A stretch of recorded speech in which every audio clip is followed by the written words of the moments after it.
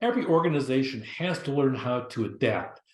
The world is changing constantly, and if you don't adapt and your competitor adapts, all of a sudden you have a disadvantage. And it doesn't matter, even if you're a nonprofit, you need to pay attention out there because of the fact that other people will sit down and come and eat your lunch, so to speak. You want to really pay attention and focus in as to what's involved with the external environment. Always see what's going on because it is dynamic, it changes rapidly, even in what you would view as the most stable time. Now we live in a time and age where a pandemic occurred, the whole world shifted and changed. So if it's stable, then you can use the mechanistic structure. If it's dynamic and changing, you have an organic structure that can shift and mold its structure as needed to deal with different issues. If it's complex, a lot of times if you decentralize, it's going to really help. Okay, but if it's simple, you don't need to decentralize. It just depends what your world is like because it shifts and changes. And you, if you're a leader in the organization, you must pay attention to what's going on. Look on the aspect of diverse, many products. If you have a huge assortment, if you're Procter & Gamble, you have this massive assortment, you may want to break your organization up into different product lines or even have product lines that compete against each other. Campbell Soup. If you go down the soup aisle at your grocery store, go look at the different types of soup. You have Campbell products that compete against each other, and as a result, they have a lot more profitability from it. Go down the toothpaste aisle. Look on the aspect of the fact that you're going to go down and you're going to look only at the brand that you buy. The average grocery store has between 37 to 39 different brands. I'm not talking about different types of crust. I'm talking about different brands of toothpaste because we all focus in on the one that we want, but we don't pay attention to that.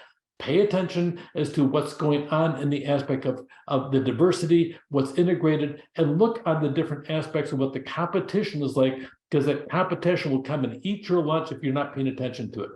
Look on the resources, see the different aspects of when you have more resources, you don't need to have a more organic structure. It depends how you're out there. So the effects of size, sometimes you become so big on the division of labor that you can sit down and go down to micro details of put these 3 bolts on the radiator, 3 bolts, and that's all you do all day long. Or you can sit down and be like an Aston Martin, where they actually have a team that assembles the vehicles, except Aston Martin only creates so many thousand vehicles a year. It's not millions, it's not hundreds of thousands.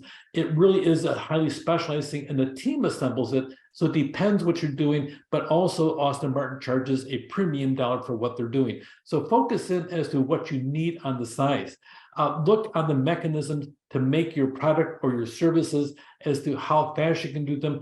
Take advantage of the technology. Technology can totally change your environment, make it more uniform and more stable, but it can also sit down and rob you of the ability to customize and respond quickly to customers because it takes so long for setup. So organic for high variability, mechanistic for low variability. So it depends how you have the aspect of it. So structure follows strategy. So really strategy should rule, but too often the physical structure of your organization prohibits you from doing innovation and conforming to the current market. Make certain that the strategy, even if it costs some investment, depends what the overall cost is and what the payback would be. Pay attention to the structure, make certain the structure is following the strategy. That should always come first. So innovation, unique products, attract more clients, and then always sit down there and make certain that happens. Technology doubles as upgrades and competitiveness, and we'll be talking about change in just a little bit.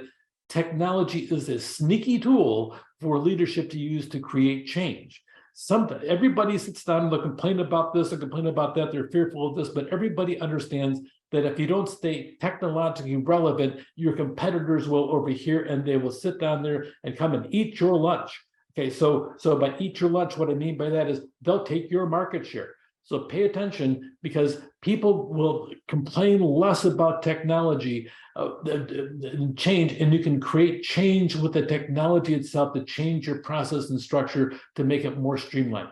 Constant change frustrates employees and can create a huge churn, not necessarily in employees leaving, but also just the frustration in employees and make it unstable for them. So make certain your organization starts focusing in as to how it can adapt, make organizational adaptation part of the life and accepted practice of your organization, or you'll be left behind. It's critical. Take care.